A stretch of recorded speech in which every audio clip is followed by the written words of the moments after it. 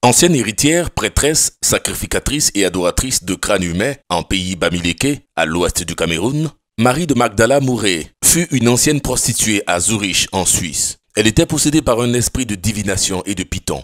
Elle était également une pure sataniste, reine, sorcière, destructrice inconsciente, possédée de plusieurs démons et anges déchus tels que Azazel, Belphégor, la reine du ciel, la sirène, des serpents à plusieurs têtes, des dragons et plus encore. Elle travaillait en plus avec l'esprit de franc-maçonnerie, de l'islam, de Bouddha, pour ne citer que ceci. Aujourd'hui, Marie de Magdala Mouré est totalement délivrée par le Seigneur Jésus-Christ à l'église armée de prière et de délivrance en Jésus, après avoir parcouru pendant 7 ans plusieurs églises en Europe et en Afrique à la recherche d'une délivrance totale. La plus belle de toutes est qu'elle est aujourd'hui consacrée au Seigneur, au ministère d'évangéliste et de prophétesse, et puissamment utilisée par le Seigneur Jésus-Christ pour la délivrance de plusieurs. Elle combat aujourd'hui avec succès les esprits qui l'oppressaient et la combattaient hier. Mesdames et messieurs, chers téléspectateurs, suivez ce témoignage édifiant à la gloire de Dieu. Et c'est en Christ que j'ai compris que c'était mon étoile. Donc, ils étaient en train de calculer cette étoile-là. Ce n'était pas parce que j'étais trop belle ou bien mieux que les autres. Parce qu'il y a tellement de belles filles en Europe. Mais pourquoi moi? Parce qu'ils avaient vu quelque chose. Pendant que j'étais dans cette vie d'orgueil, de luxure, sortie avec les musiciens, les footballeurs, les grands hommes suisses, tout ça là, je n'avais pas de joie. Il y avait un vide en moi. Je n'avais pas de paix. J'étais triste. Les gens croyaient, me voyaient, ils se disaient qu'elle est heureuse, mais vraiment, je n'étais pas heureuse. Pendant la délivrance, il y a Belphégor, ou bien c'était le dragon qui disait que son étoile éteint les yeux, que son étoile est tellement grande que ça éteint les yeux. C'est pour ça que je ne veux pas sortir d'elle. Nous, on était, vous savez, nous, on était les meilleurs, on a des révélations, il n'y a pas d'église comme nous sommes les meilleurs. Mais je suis possédée, si nous sommes les meilleurs, pourquoi j'ai les démons? Ceux-là, ils sont seulement en train de... Donc, les dons que Dieu a mis en eux, ce n'est plus passant, ils ne parlent même pas, mais c'est comme s'ils sont en train de pomper. C'est comme si on est en train de... Un Dieu qui est en train de pomper pour que les démons sortent. C'est ce que je recevais en esprit, quoi. Il dit seulement... Les démons, j'étais ébahi, ébloui, j'ai dit non, Seigneur, tu es puissant. Nous t'avons enfermé dans une boîte, nous avons limité la puissance de Dieu à notre niveau. J'arrive dans un autre groupe encore, mais la servante et ce mal-là, elle danse. Elle ne me touche pas, elle danse, les démons sortent. J'avais un gros serpent ici dans le cœur. C'est comme si c'est la scie qui coupait les os qui sont là. Donc j'ai eu tellement mal, j'ai crié ce jour, j'ai dit Seigneur, aie pitié de moi, aide-moi, parce que ça faisait, c'était plus que l'accouchement. Quand elle a fait ça, après, tout était bon, le serpent, le Seigneur a retiré le serpent, que je me disais que j'étais dépouillée. Mais quand j'ai vu les sœurs de l'armée de prière, j'ai dit waouh, vous dites que les sœurs s'ils ne mettent pas la crème, vous dites qu'elles étaient tellement belles, j'ai dit quoi? Vous voulez dire qu'elles ne mettent rien sur leur corps? Elles m'ont dit, elles ne mettent rien. C'est là où j'ai aussi ramassé toutes les crèmes. Comme j'utilisais les vaselines, j'ai tout jeté. Tout, j'ai jeté. Et quand j'écoutais la parole qui sortait à l'armée de prière, c'était spirituel. Donc, ce n'était pas les révélations qui montrent une connaissance qui enfle, sans donner la vie. Mais j'ai compris que la parole de Dieu est spirituelle. Donc, j'ai compris qu'à APD, on connaît le monde spirituel. Ce que beaucoup d'églises ne connaissent pas. Ils ne connaissent pas le monde spirituel. On a les révélations, mais on ne connaît pas ce qui se passe dans le monde spirituel. Voilà ce qui tue beaucoup de chrétiens. Ils connaissent. C'est à APD que j'ai compris que le spirituel a une loi. Il y a des lois spirituelles que beaucoup de chrétiens ne connaissent pas. Je donne gloire,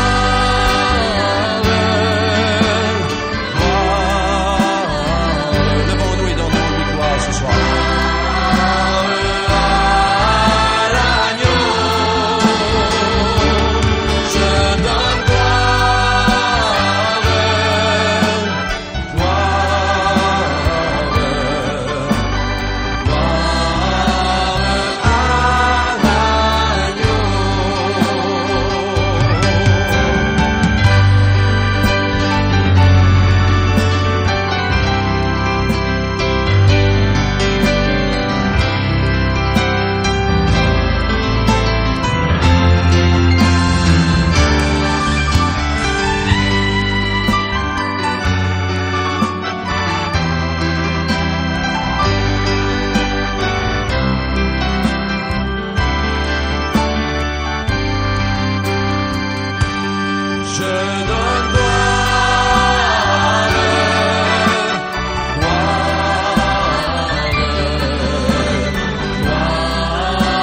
ancienne héritière, prêtresse, sacrificatrice et adoratrice des crânes en pays Bamileke, à l'ouest du Cameroun, ancienne prostituée à Zurich, en Suisse.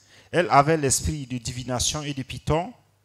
Elle était sataniste, reine, sorcière, destructrice inconsciente. Elle travaille avec l'esprit de la franc-maçonnerie, du bouddhisme, de l'islam. Il s'agit de la servante de Dieu, Marie de Magdala Moret, venue de la Suisse, que le Seigneur a totalement délivrée, restaurée et consacrée comme évangéliste prophétesse. Mieux, elle est aujourd'hui utilisée par le Seigneur Jésus-Christ pour chasser les esprits dont elle était captive. Peuple de Dieu, suivons le témoignage interview de l'évangéliste prophétesse Marie de Magdala Moret. Soyez les bienvenus. Servant de Dieu, vous avez adoré les crânes au Cameroun. Comment, en tant que jeune fille, vous êtes arrivée à être une prêtresse, une sacrificatrice des crânes de mort? Merci pour la question. Et je suis devenue sacrificatrice des crânes, pas parce que je le voulais. Je suis née dans cette tradition. J'ai trouvé mes parents, ils faisaient déjà cette tradition. Et donc ces crânes m'ont sollicité comme successeur. Donc ces esprits, parce que les crânes ne peuvent rien faire, ce sont les esprits derrière ces crânes qui m'ont sollicité comme leur successeur. Donc c'est de là maintenant que mon papa comme il était dans ces traditions, il n'a jamais été chrétien, il ne croyait pas, il était traditionnaliste, il était dans les choses coutumières, toutes ces choses-là. Et donc c'est là où un marabout, quelque part, lui a dit qu'il y a le crâne de son arrière-grand-mère qui est en train de réclamer son successeur. Et là, mon père, il a pris mes deux grands-mères, ma petite soeur et ma grande soeur, amené au village. Arrivé au village, le marabout a dit non, c'est aucune des deux, mais c'est celle qui n'est pas là. Il faut qu'on aille la chercher. Et celle qu'on cherchait, c'était moi. C'est là où on est venu me chercher Dada. Et on m'a amené dans mon village qui est à Bazoum Kacha, là où le crâne de mon arrière-grand-mère était déjà déterré et placé. Donc ce crâne m'attendait. Et quand je suis venue maintenant, ils m'ont fait héritière de ce crâne, du crâne de mon arrière-grand-mère que je n'ai jamais vu, je n'ai jamais connu. Donc c'est comme ça que tout a commencé. Donc et après essayons de comprendre. De quoi s'agit-il? La tribu des Bamileke qui adore les crânes. Oui, c'est ça. Donc il s'agit d'un mort. Par exemple, comme mon arrière-grand-mère, elle est morte, ça faisait beaucoup d'années. Donc quand quelqu'un meurt, s'il était parent, s'il avait déjà des enfants, que ce soit femme, que ce soit homme, après quelques années, on va aller déterrer le crâne. Le crâne, après quelques années, le crâne qui est déjà comme un squelette. Parfois, on déterre, il n'est même pas encore totalement squelette. On déterre, on met ce crâne dans une calebasse, dans un pot en terre, qu'on amène maintenant à la maison. Donc, on sort du cimetière avec ce crâne et on amène à la maison familiale où parfois on construit des petites tentes dehors pour la sacrificature, ou parfois on les met dans la cuisine où on fait même à manger. Donc les crânes là, on les dépose là pour qu'ils ne restent pas sous la pluie, mais qu'ils restent au chaud. Voilà. Donc c'est comme ça qu'on m'a amené au village et mon père avait déjà tout préparé, les poulets et beaucoup d'autres choses. Donc quand je suis arrivée, celle qui avait l'habitude de le faire a pris le poulet maintenant. Elle a arraché, parce que c'est un poulet qu'on n'égorge pas. On arrache brutalement la tête du poulet et le sang qui jaillit, on fait couler ce sang sur le crâne et ensuite on déplume tout, la tête et tout. Le couteau ne passe pas sur ce poulet. Ensuite, on braise au feu de bois, et on dépaisse le poulet, on braise les bananes plantains qui sont vertes, on coupe en rondelles avec la main toujours, on verse dans un pot en terre, calebasse, on met de l'huile de palme, du sel, et on tourne maintenant. Et comme j'étais successeur, donc il fallait qu'elle fasse ça pour que je vois comment on fait. Ensuite, comme ça, j'aurais l'habitude de faire. Parce qu'elle était seulement gardienne, elle n'était pas successeur. Et quand elle a fait ça, elle m'a donné, j'ai mangé. Et ensuite, elle m'a donné, elle a dit maintenant, tu vas prendre, tu vas mettre sur le crâne. D'abord, elle a parlé au crâne que voici ton successeur que tu as longtemps cherché, qui est venu maintenant s'occuper de toi, donc dorénavant, c'est elle qui va s'occuper de toi, c'est elle qui va faire les libations, c'est elle qui va faire tout ce dont tu as besoin. Donc c'est comme ça alors qu'elle m'a enseigné. Quand elle parlait, je répétais aussi, elle parlait, je répétais. Donc je parlais au crâne et j'ai pris ces plantains, j'ai déposé sur la terre, sur le crâne. J'ai aussi pris, j'ai servi à mon père. Et c'est comme ça qu'on a mangé, parce qu'on était rien que 3. Pour ce clan-là, on était 3. Avec cette maman-là. Le marabout, je crois le marabout était déjà là, mais il est parti. Parce qu'elle avait l'habitude de faire ça. Donc c'est comme ça que j'ai hérité le crâne de mon arrière-grand-mère paternelle.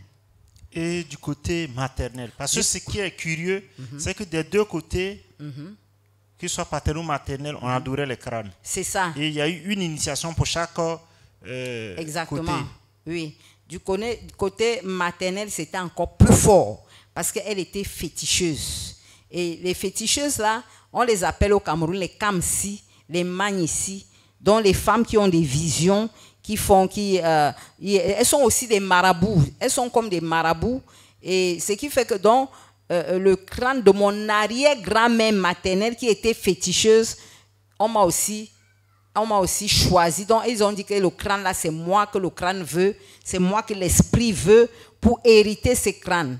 Et là-bas, c'était vraiment une grande fête. Ce n'était pas comme le crâne de mon arrière-grand-mère paternelle, mais là maintenant c'était une grande fête avec beaucoup de dépenses parce que ça s'est fait en 2 parties. Il y avait d'abord une partie en famille que nous avons fait en famille, rien que la famille, avec celle qui gardait aussi ce crâne. Parce que c'est ma tante maternelle, la petite sœur de ma mère qui gardait ce crâne. Et quand je suis venue, il fallait qu'elle fasse la passation. Donc, elle m'a aussi enseigné comment on faisait ça, la même façon de dégorger les poulets. Et la différence, c'était que chez ma grand-mère, mon arrière-grand-mère maternelle, il y avait aussi des haricots.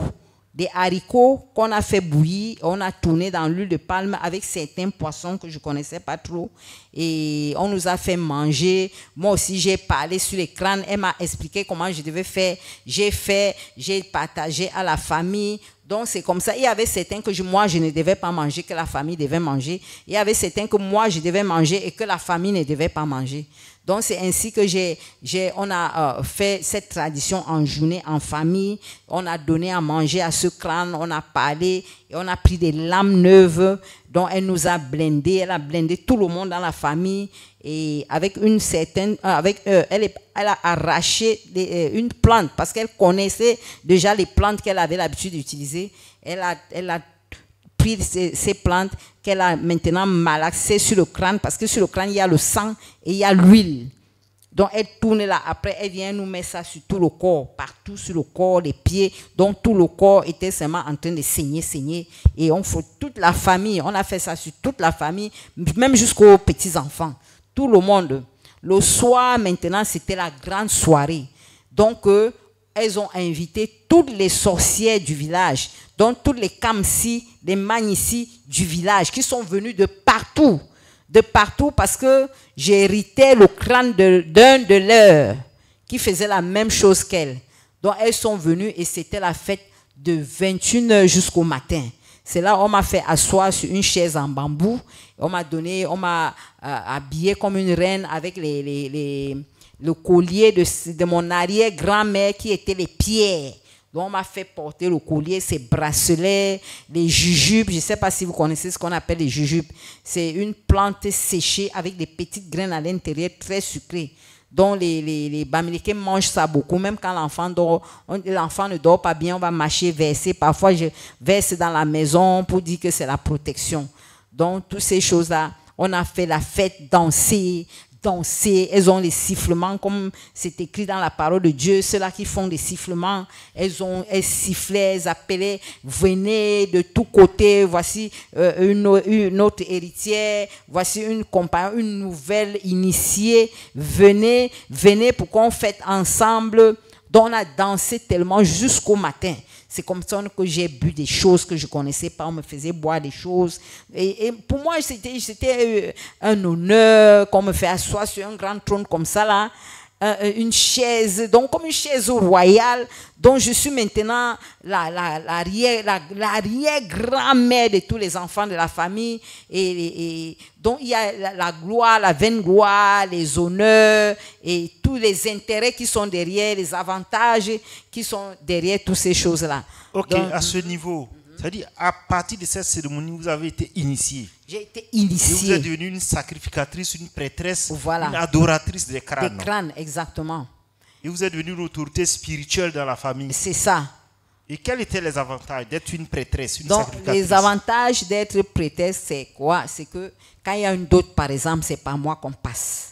Les cadeaux, quand quelqu'un, un membre de la famille, son travail peut-être ne marche pas, ou il y a une maladie grave, tout ce que nous connaissons dans la vie, ce que les hommes recherchent pour vivre, là, les choses de la vie, là, oui, des choses de la terre, là. Donc, ils viennent vers moi maintenant, ils viendront le marabout va leur dire qu'il y a un crâne là-bas qui est en train de se plaindre que vous l'avez abandonné. Votre arrière-grand-mère se plaint que vous ne lui donnez pas à manger, vous l'avez abandonné, vous ne vous occupez plus d'elle. Là, maintenant, ils vont quitter, même s'ils sont en France. Même s'ils sont aux États-Unis, quel qu'en soit le lieu où ils sont, ils vont se déplacer et en venant, ils vont apporter des cadeaux, ils vont apporter l'argent, ils vont apporter beaucoup de choses parce qu'ils vont chez leur arrière-grand-mère. Donc, je suis leur arrière-grand-mère incarnée. Donc, l'esprit de mon arrière-grand-mère est en moi. Donc, je ne sais pas comment dire ça, je suis leur arrière-grand-mère incarnée. Donc, il ne m'appelle même plus par mon nom, mais il m'appelle maintenant par le nom de cette arrière-grand-mère qui est morte, que je n'ai même jamais vue, que je ne connaissais même pas. Donc, et il y a aussi le respect, les honneurs, la vaine gloire, quoi. Ce que les hommes recherchent là, leur nom et toutes ces choses-là. Donc, il y a tout ça là-dedans. Disons très souvent, ou pas très souvent, mais on remarque que les Bamileke possèdent des richesses au Cameroun. C'est ça. Et certains attribuent cette richesse à l'adoration des crânes. Qu'est-ce que vous en dites? Oui, parce que la foi, si j'ai foi en quelque chose, je crois que cette chose va marcher. Si je crois en Dieu, si j'ai foi en Dieu, je sais que Dieu va m'exaucer. Si j'ai foi en crâne, si le crâne est mon Dieu, je sais que les crânes là vont m'exaucer. Donc, ce qui fait que c'est vrai qu'ils croient que c'est à partir de ces crânes qu'ils prospèrent. Pas totalement à partir seulement de ces crânes, parce qu'ils se disent que si j'ai fini avec tous mes coutumes, j'ai donné à manger aux ancêtres, j'ai nourri les crânes, donc je ne sais plus ce qui peut me bloquer dans mon commerce, dans mon travail, dans mon mariage et dans toutes ces choses-là.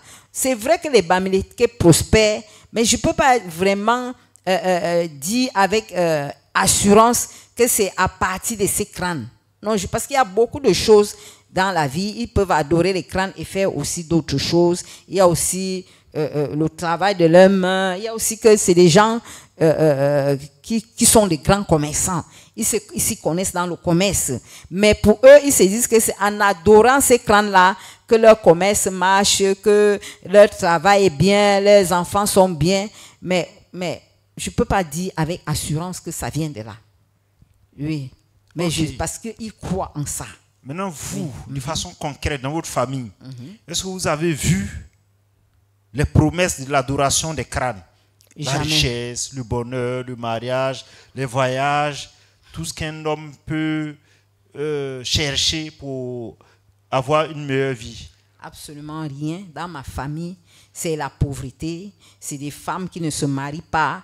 C'est des femmes qui ne sont pas joyeuses. C'est la prostitution. C'est la fornication. C'est accoucher des enfants hors mariage.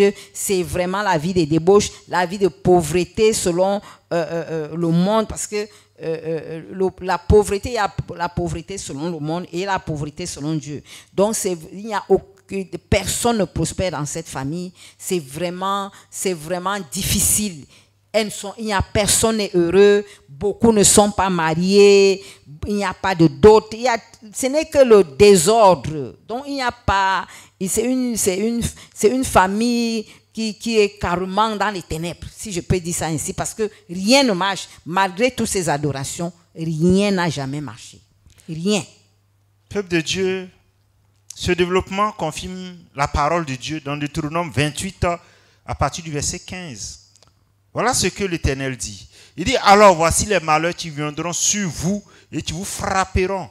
Lorsque vous n'écouterez pas le Seigneur votre Dieu, lorsque vous n'obéissez pas avec soin à tous ses commandements.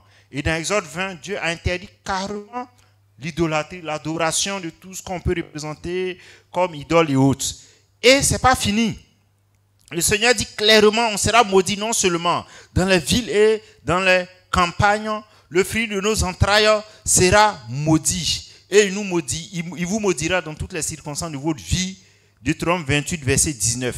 Le Seigneur fera peser sur vous la malédiction, les difficultés dans tout ce que vous entreprendrez. Vous serez rapidement détruits et vous mourrez très vite.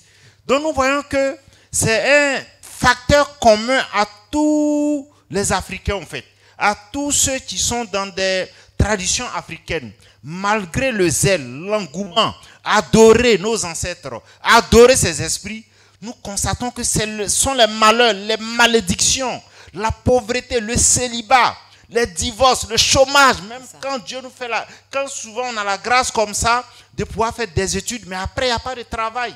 Ce sont des blocages terribles. C'est-à-dire les Africains sont dans les ténèbres. Mais malheureusement, envoûtés, ils ne peuvent jamais réaliser que c'est la ruse du diable, c'est la tromperie du diable. Toutes les familles qui font ces choses-là, ils peuvent avoir un semblant de bénédiction pour quelques mois, quelques années, mais après, toute la famille est plongée dans les ténèbres. Vous voyez un peu? Et ce n'est pas fini. Il dit au-dessus de vos têtes, verset 23, le ciel sera dur comme du bronze, et sous vos pieds, la terre sera dure comme du fer. Le Seigneur vous rendra aveugle, fou. Vous voyez un peu? Voilà, quand l'un de vous se fiancera, quelqu'un d'autre se couchera avec sa fiancée. C'est des pratiques qui amènent la malédiction. L'Afrique ne peut pas avancer. Et toute tribu ou toute contrée qui s'inscrit dans cette idolâtrie-là, ou dans des actes d'idolâtrie, subissent, je vais dire, la même peine au fait. Voilà, parce que la parole de Dieu est claire. Au fait, c'est une invitation à sortir de la séduction du diable. Ça fait des millénaires que nous adorons ces ancêtres-là. Mais en vérité, ce sont des malédictions qui se rattachent aux familles. Et comme la parole de Dieu le confirme ce soir nettement. Et comme vous le disiez, vous étiez prêtresse. Mais vos statuts étaient particuliers. Il y a des prêtresses ou des sacrificatrices ou sacrificateurs qui étaient occultistes, je veux dire, éveillés. C'est-à-dire qui étaient des sorciers conscients comme ça, des satanistes éveillés qui sortent de leur corps et autres. Mais vous, c'est vrai que par moment, vous aviez des dons comme ça, vous avez des visions ouvertes, mais ce n'était pas vraiment développé. C'est ça. Donc, j'étais inconsciente. J'avais des dons déjà depuis l'enfance. Depuis mon enfance, j'avais des visions, j'avais des dons. Et ces dons, je souffrais beaucoup parce que je voyais des choses que les autres ne voyaient pas et que je pouvais dire à quelqu'un, mais il ne comprend pas. Parfois, je disais à ma mère, j'ai vu telle chose. Maman, une fois, on a voyagé dans telle ville. Il y avait des oiseaux qui étaient là-bas, qu'on appelait des canaris, des cécis. Donc, elle ne se souvenait même pas. Donc, tellement que j'avais des visions et je souffrais de ça. Parce que je voyais des choses. Il y a même un voisin en face que j'ai vu comment il a étranglé sa femme. Je dis, il a étranglé vraiment jusqu'à elle est morte. Et en journée, cette femme était vraiment morte. Je suis allée voir ce qui se passait chez les voisins. J'ai vu que c'est cette femme qui était couchée morte, habillée comme on habille les gens qui sont morts pour aller l'enterrer. Et je disais, mais le père ici qui pleure, n'est-ce pas, je l'ai vu, c'est lui qui était en train d'étrangler sa femme jusqu'à ce que la jeune femme s'est morte. Donc je voyais beaucoup de choses et je ne connaissais pas comment on sort du corps. Toutes ces choses, je ne connaissais pas parce que c'est vrai que j'ai hérité tous ces crânes, mais personnellement, je n'ai jamais vraiment arraché la tête d'un poulet. Mais je le dis que je l'ai fait parce que spirituellement, si j'ai confié cela à quelqu'un et pendant que la personne faisait, c'est moi qui le faisais. Parce que dans le spirituel, il n'y a pas d'à peu près.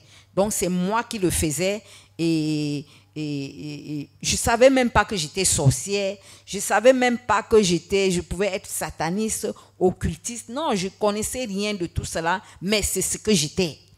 Effectivement, nous allons en arriver là. Pendant votre délivrance, Dieu vous a révélé votre véritable identité spirituelle. Exactement. On va développer ça plus tard. D'accord. Pour dire quoi? Que nous soyons consciemment sorciers ou satanistes ou inconsciemment, mais nous avons la même identité au fait. Du moment où ça donne à ces pratiques-là, dans le spirituel, nous avons cet état spirituel-là. Et même, le Seigneur vous a révélé que tous les animaux que vous tuiez étaient des êtres humains, en fait. Exactement. Donc, pendant ma délivrance, parce que quand je parle de pendant ma délivrance, c'est que j'étais déjà chrétienne née de nouveau.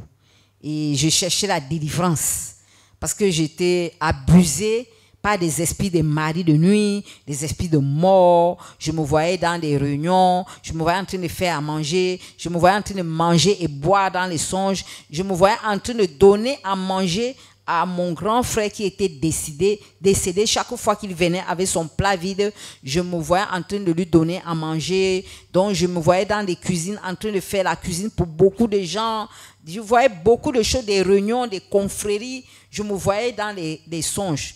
Donc ce qui fait que j'ai commencé à chercher la délivrance. Parce que, ok, avant d'arriver à la délivrance proprement dite, déjà à travers ces visions, ces songes-là, Dieu est en train de vous montrer votre identité spirituelle. Voilà, Dieu a commencé à me montrer mon identité spirituelle quand j'étais déjà en processus de délivrance. C'est ça. Donc, il a commencé à me montrer. Il me disait, il faut que tu te repentes parce que tu es franc-maçon. Il faut que tu te repentes parce que tu es musulman.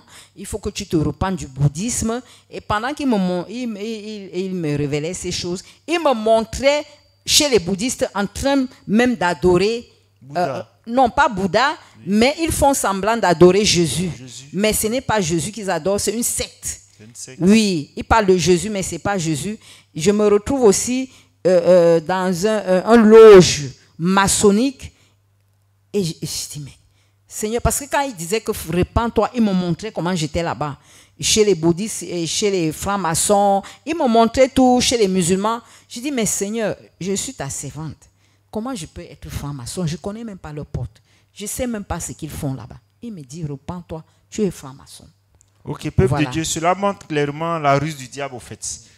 Il peut vous présenter la tradition comme l'adoration des ancêtres, mais en vérité, ce sont des démons qui sont derrière. Ce sont des principautés, des dominations, des esprits méchants. C'est ça. Et on va se retrouver dans les sectes sans réaliser réellement que nous sommes dans ces sectes-là. C'est ça.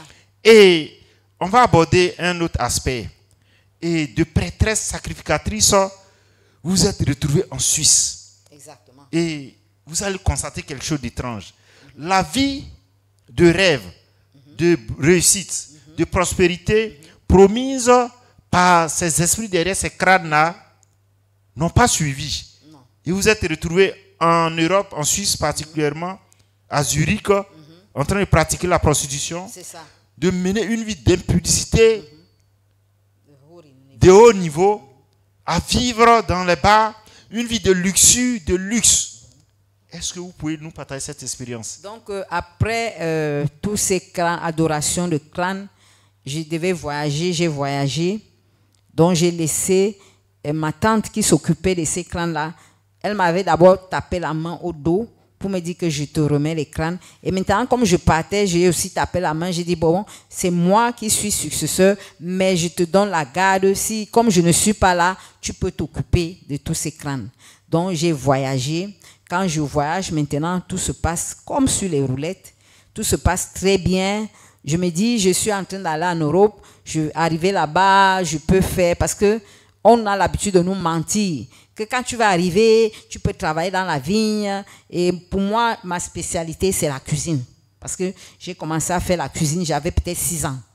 Donc, la cuisine, ça, c'est ma spécialité. On me disait, toi, alors, avec les restaurants, tu peux bien t'assortir, tu peux faire la plonge.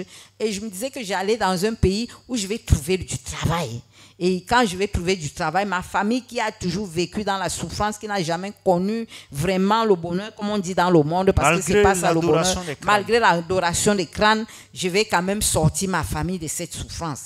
C'est là où j'arrive en Suisse avec tous les manigances, les mensonges et tout pour rester en Suisse. Parce que si j'entre dans les détails, ce sera très long. Donc j'ai vu comment la débauche se passait là-bas. J'ai d'abord fui. J'ai dit, je n'ai jamais mené cette vie et je ne mènerai jamais cette vie. Je vais aller rester quelque part et je vais trouver un blanc qui va m'épouser. Donc, on m'a fait savoir que tu perds ton temps. Ici, là, le blanc ne parle pas aux femmes noires. C'est toi qui vas vers eux. Si tu ne viens, nous tous là, comme tu nous vois là, donc ce sont les sœurs là qui me disaient, comme tu nous vois mariés là, nous tous on a trouvé nos maris ici. Regarde, et après ils m'ont dit, regarde un peu en Afrique. Si une fille est dans mon quartier, par exemple, Madagascar, où les blancs ne passent pas, elle va trouver le blanc où? N'est-ce pas, pour qu'elle trouve le blanc, il faut qu'elle aille en ville ou à Douala, je ne sais pas quel quartier ici, à Abidjan, où il y a les blancs.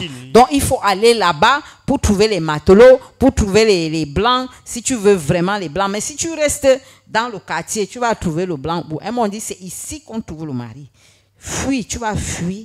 Tu vas fuir que tu ne vas pas faire ça, mais tu vas revenir. Parce que si tu ne reviens pas, la police t'arrête, on va te rapatrier. Et quand on va te rapatrier, tu vas encore aller souffrir avec tes enfants qui souffrent déjà là. J'ai dit, je ne viens pas. J'ai cherché, c'était pas facile. J'ai compris que non, quelque part, elle avait raison.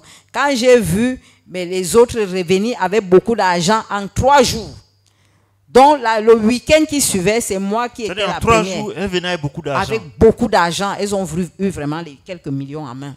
Quelques millions en quelques jours. Oui, en 3 jours. Non, c'était en 4 jeudi, vendredi, samedi, 3 jours. Parce que le dimanche, elles devaient rentrer. Oui. Donc, quand elles sont rentrées, je n'avais rien. Les babouches même coupées, je n'avais absolument rien. Parce que quand on voyage là, la valise est vide, il n'y a rien. Elles sont revenues avec l'argent, elles ont compté devant moi, compté comme pour me faire, vous voyez un peu, elles ont compté. Après le week-end qui suivait, j'ai dit, je pars avec vous. C'est comme ça que je suis partie, donc je me suis plongée dans ce travail. Voilà. Et ça rapportait? Beaucoup. Ça rapportait beaucoup à l'époque parce que vraiment c'était, je ne sais pas si aujourd'hui c'est la même chose, mais ça rapportait terriblement. Par jour, je pouvais avoir 1 million. Et c'était pas tous les jours, mais il y avait beaucoup parce que c'est dans ce milieu aussi que je vais rencontrer les grands hommes. Les grands hommes? Oui, les grands hommes. Parce la haute société. Exactement, parce que c'est les grands hommes que je calculais. Je n'aimais pas donc je cherchais toujours les gens de haut niveau là. Donc c'était comme si une vendue qui est venue en Europe et qui cherche, qui doit s'occuper. Donc une esclave qu'on a envoyée en Europe pour travailler l'argent pour ma famille. Donc j'étais un peu comme ça parce que la preuve en est que tout ce que j'avais eu comme argent, on n'a rien fait de cet argent. Mais après, vous avez réalisé, le Saint-Esprit vous a révélé que, au fait, ça a été un voyage, ça a été planifié spirituellement pour vous vendre, pour que vous meniez une vie d'esclavage, de prostitution, de débauche. C'est ça. Donc après, quand j'ai cru, j'ai donné ma vie au Seigneur Jésus-Christ, c'est là où il a commencé à me révéler que toute ma vie a été planifiée par le monde spirituel. Donc rien n'était au hasard. Donc tout ce que je faisais qui me réussissait, donc je réussissais dans tout ce que je faisais. Les choses que les gens vont attendre 5 ans, en 1 an, mariage, en quelques moments, tout était planifié.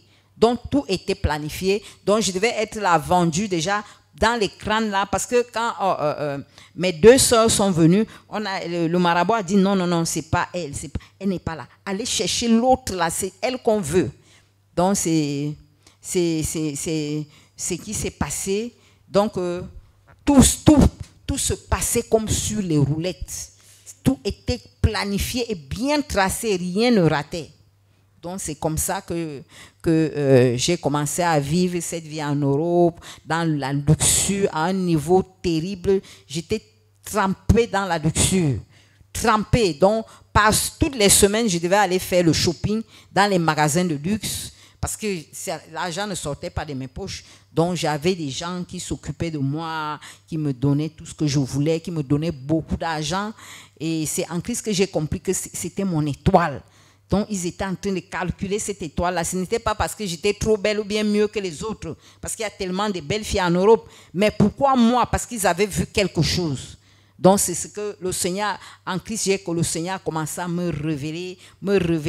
Une fois même, il a parlé, pendant la délivrance, il y a, je crois que c'était Belphégor, ou bien c'était le dragon qui disait que son étoile éteint les yeux. Que son étoile est tellement grande que ça éteint les yeux. C'est pour ça que je ne veux pas sortir d'elle. Donc, c'était un peu ça. Il suivait cette étoile-là.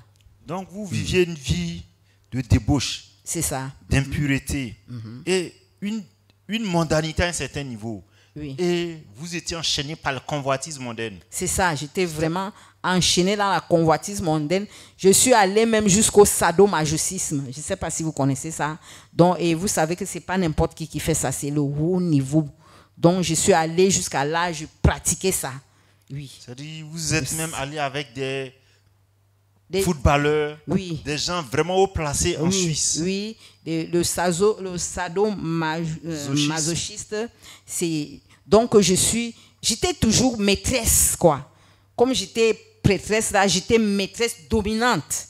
Donc, je domine sur ces hommes-là. C'est moi qui les dis. Donc, je les mets les chaînes. Ils font ce que je veux, quoi. Donc, oui, ils faisaient ce que je veux. Donc, et ils aiment ça.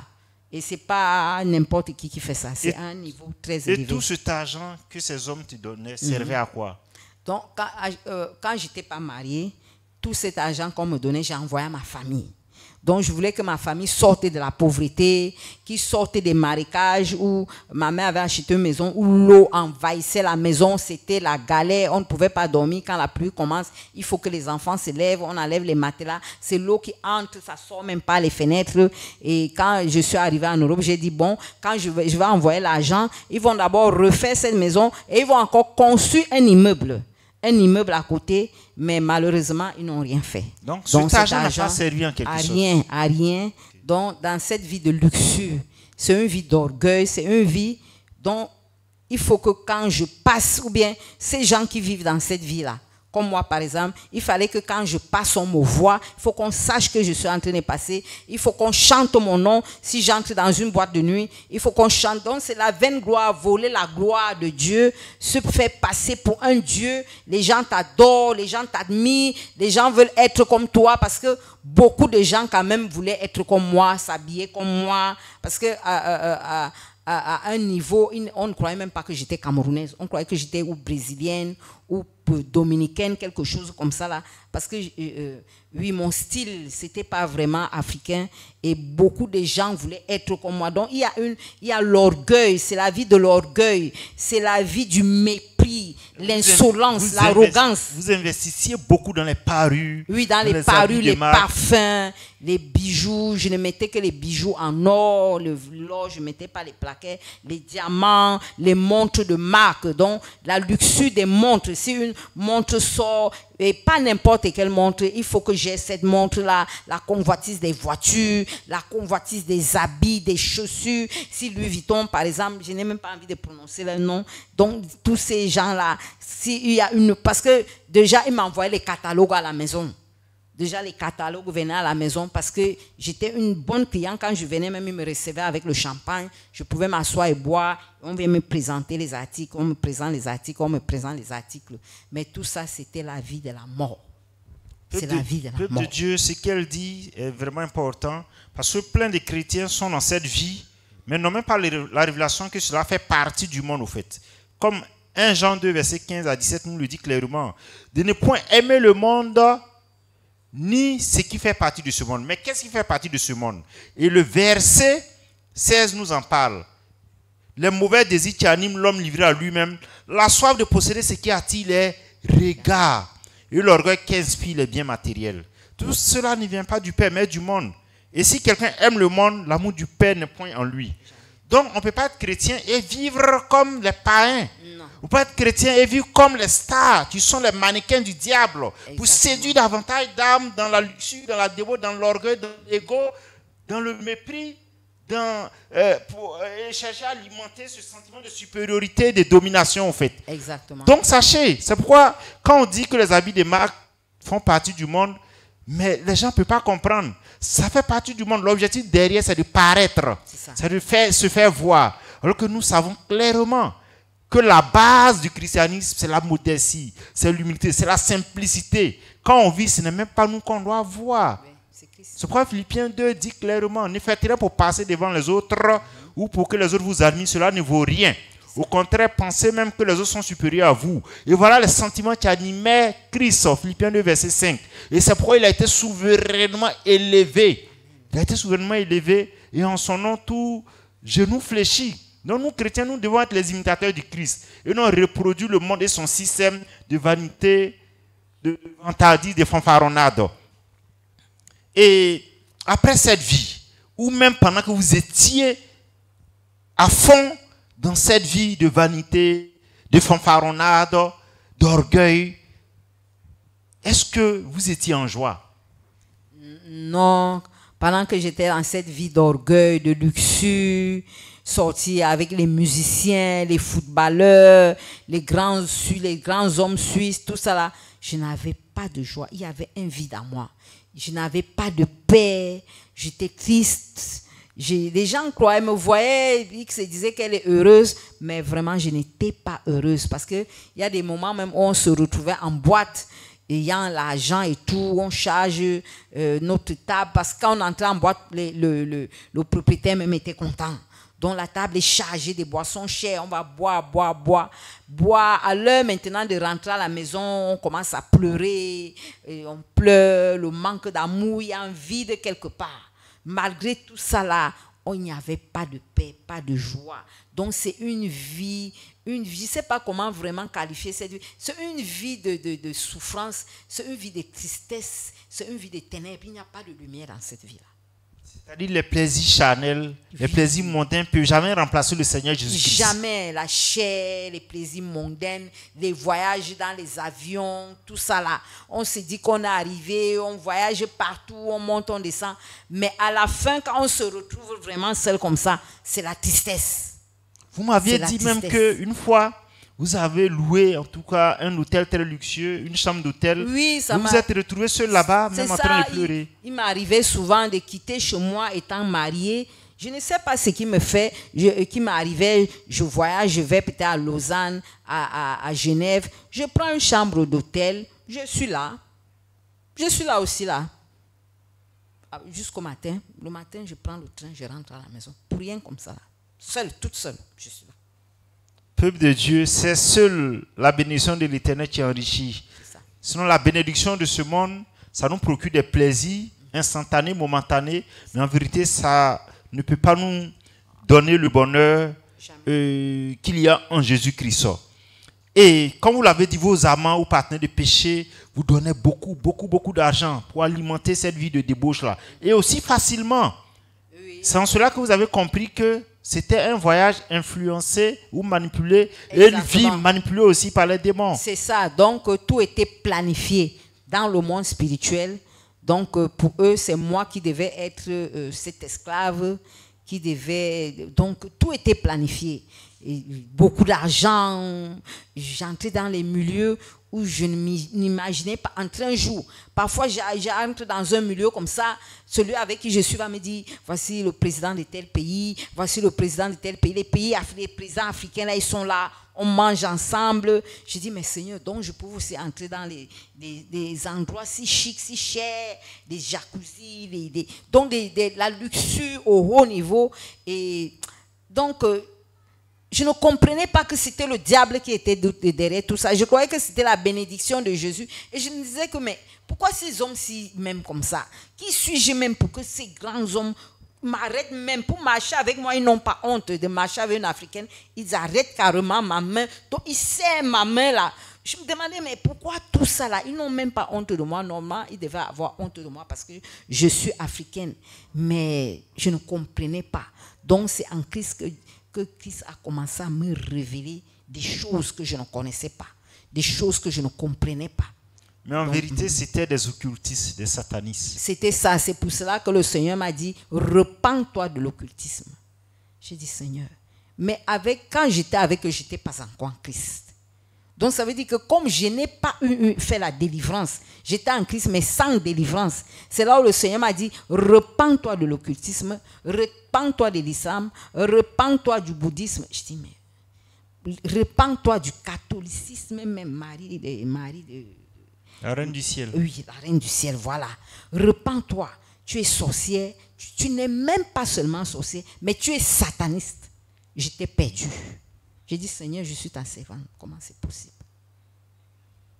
Parce que d'abord, les adorations de famille. Oui. Déjà, c'est vrai que vous n'étiez pas éveillé spirituellement à un certain niveau. C'est ça. Mais c'était des tonnes et des tonnes de démons déchus. C'est ça. D'esprits méchants, de principautés, de Exactement. domination. C'est ça. Et aussi, votre étoile a fait que tous les satanistes Oui. venaient vers vous. Ils avaient l'argent. Oui. Vous donnaient l'argent facilement. Mais c'était des alliances. Ils prenaient aussi, ils travaillaient aussi avec Voilà. votre étoile. C'est ça. Voilà, votre esprit. Et vous avez dit même une fois dans un bar, l'un de vos partenaires de péché a dit que quand vous êtes rentré dans le bar, il a vu une étoile, une lumière sur vos têtes. Oui.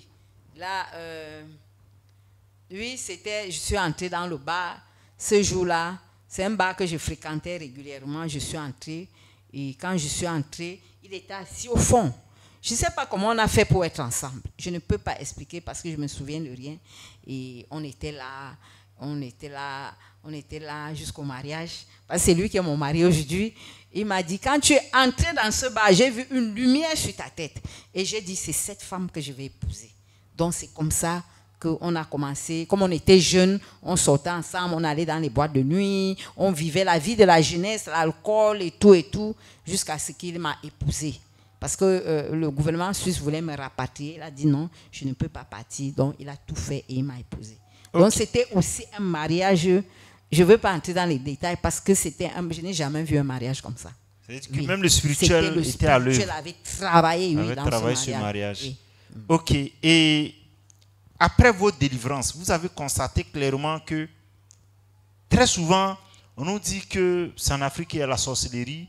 En Europe, les Blancs, c'est des cartésiens, c'est des philosophes, c'est le travail, ils sont logiques, tout ça.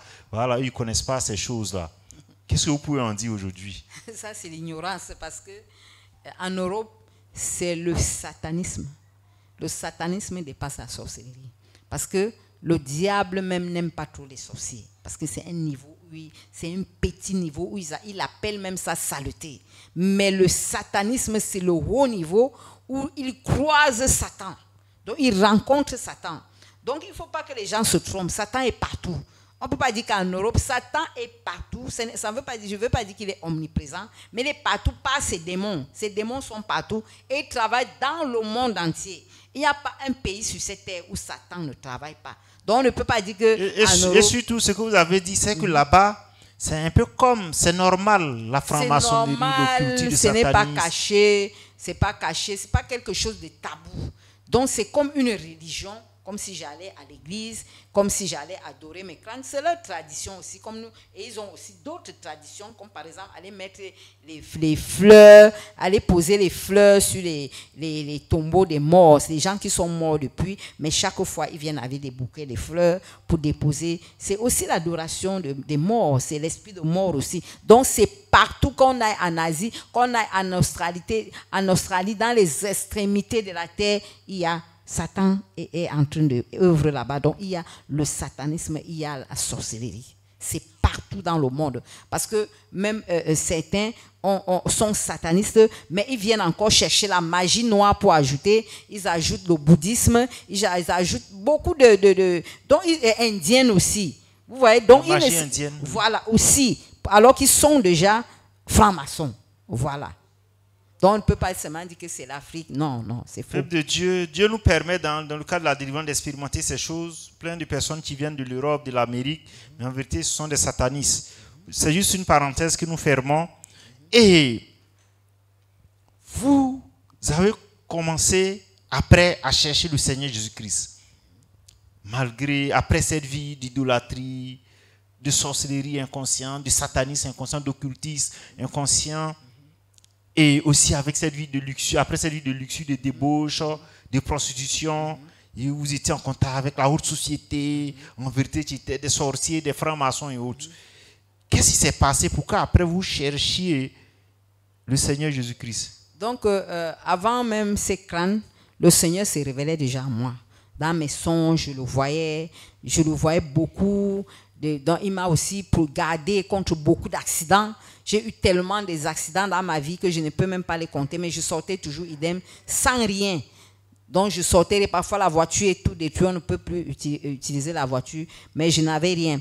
Donc, comme le Seigneur s'est révélé à moi, et à Zurich, donc j'ai fui, j'ai refusé, fui l'appel de Dieu pendant presque plus de 25 ans. Je ne voulais pas.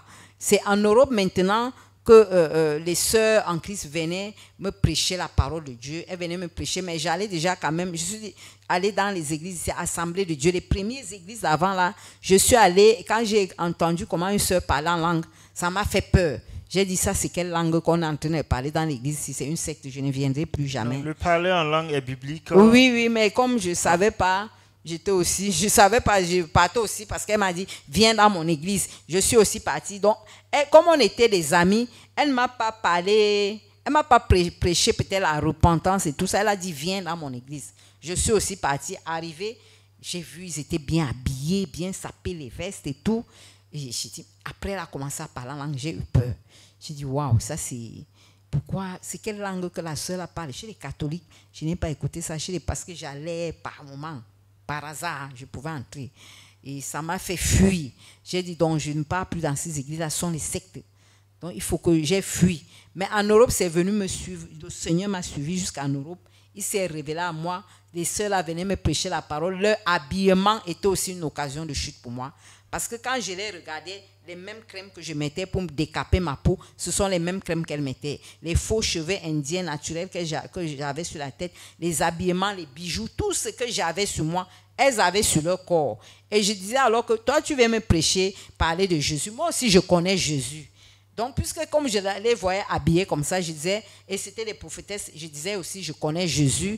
Donc, quand elles tournaient, elles partaient, je dis, regardez-moi les sœurs, si ce sont les sœurs, si je les amène chez moi pour prêcher la parole de Dieu à mon mari, elles vont arracher mon mari. Donc, ça ne m'encourageait pas. Donc, à cause de leur habillement... Donc, l'habillement était une occasion de oui, chute. je ne voulais pas, parce qu'on se ressemblait. Les mêmes crèmes que je mets, elles mettent les mêmes bijoux, c'est la même chose qu'elles ont, dont ça me disait rien. Mais un jour, elles sont venues, elles m'ont donné un prospectus, c'était un deuil. Je suis allée au deuil, quand elles m'ont donné le prospectus, j'ai pris, j'ai dit, bon, je vais prendre ce prospectus, je vais aller à leur église une fois pour qu'elles me laissent tranquille. Comme ça, je n'irai plus. Mais c'est le jour-là même quand je suis allée, parce que quand je suis venue, j'ai ramené le prospectus dans mon magasin, j'ai déposé. Chaque fois que j'ouvrais le magasin, mes yeux allaient directement sur ce prospectus. Je suis allée quand même à l'église, à l'invitation. Et quand je suis arrivée, l'homme de Dieu qui était là, donc m'a dit, comme la femme samaritaine, il m'a dit tout ce que j'ai fait. Et ça m'a touchée. Quand il parlait même, je tremblais. Et à chaque fois, comme c'était une conférence, je crois, de 3 ou 4 jours, chaque fois quand il priait, j'étais au sol, j'étais toujours à terre, je tombais. Et la première fois même que je suis allée à cette église, j'étais complètement nue, mal habillée, les bijoux partout, les chaînes aux pieds, tout ça là. Donc, quand je suis arrivée, je ne savais pas, parce que je ne savais pas comment on s'habille pour aller à l'église.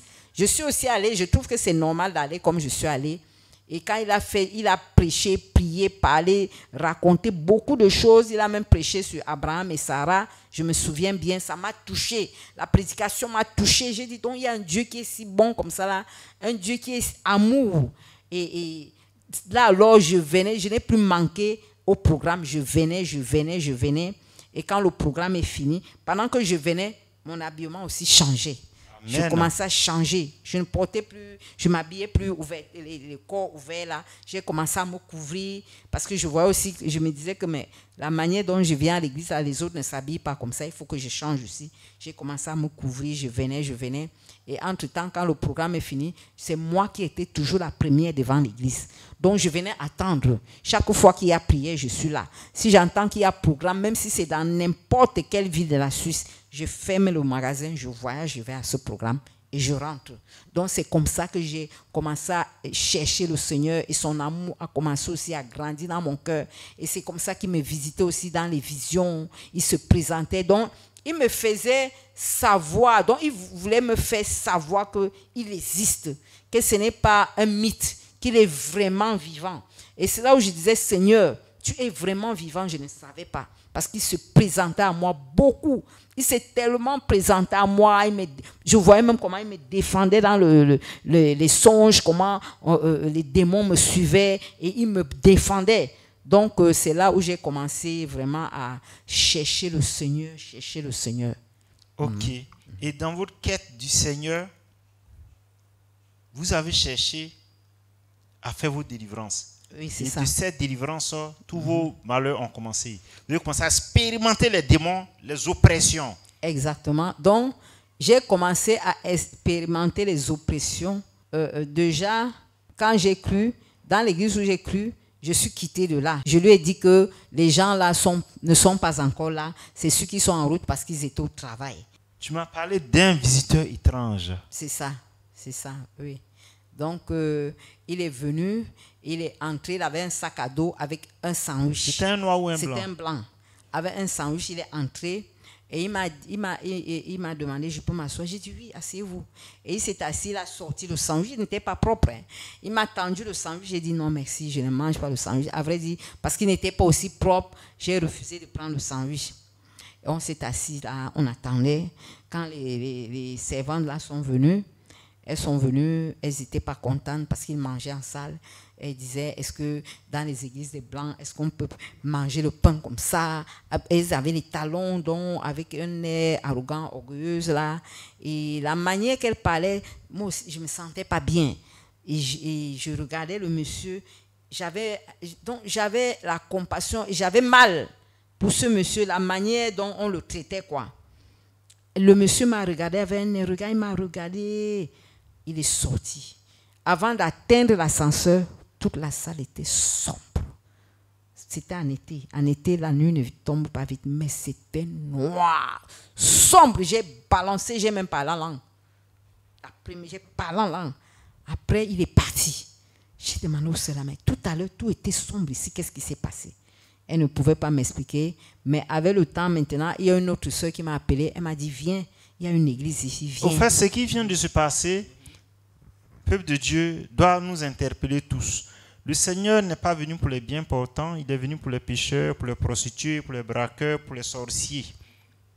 Et c'est pourquoi Matthieu 4, verset 16 dit clairement, ce peuple assis dans les ténèbres a vu une grande lumière, et sur ceux qui étaient assis dans la région et l'homme de la mort, la lumière s'est levée.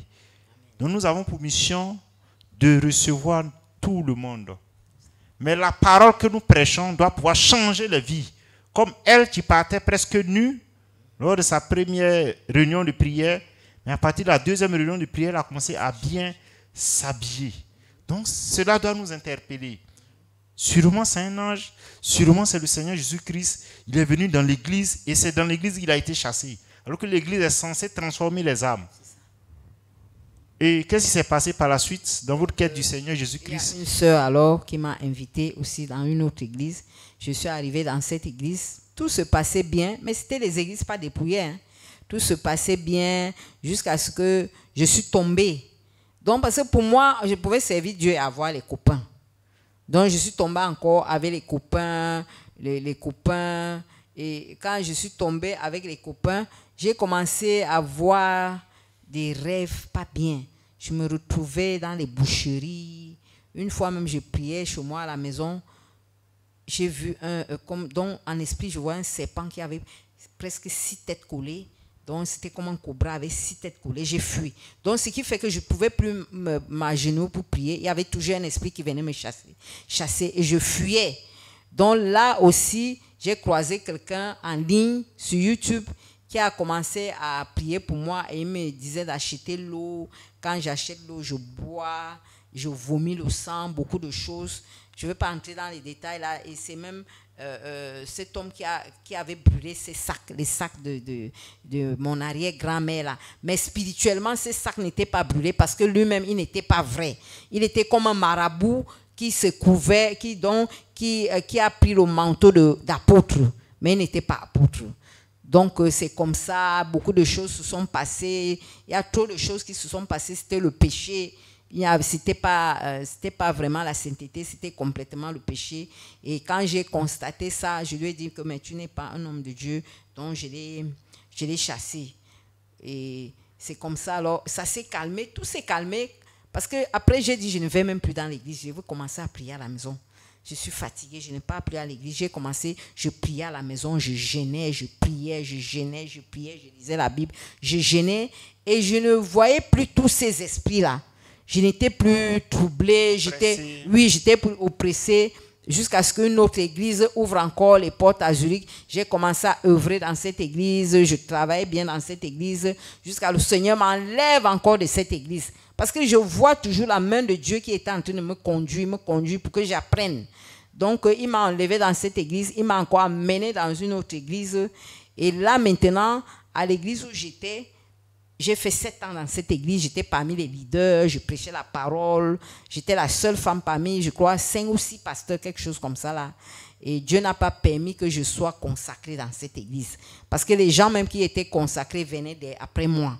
Et je ne sais pas où c'était pas permis aux femmes d'être consacrées, mais tout le monde qui venait là était pasteur. Donc, on les consacrait pasteur. Et j'ai organisé une campagne d'évangélisation dans ma famille. Quand j'ai organisé la campagne d'évangélisation, je suis allée même dans la réunion familiale, là où ils faisaient leur réunion de famille. Je les ai invités. Certains sont venus. Ce n'est pas tous qui sont venus, mais certains sont venus. Quand on a fini la campagne d'évangélisation dans la famille, je suis restée donc pour me préparer pour rentrer chez moi en Suisse.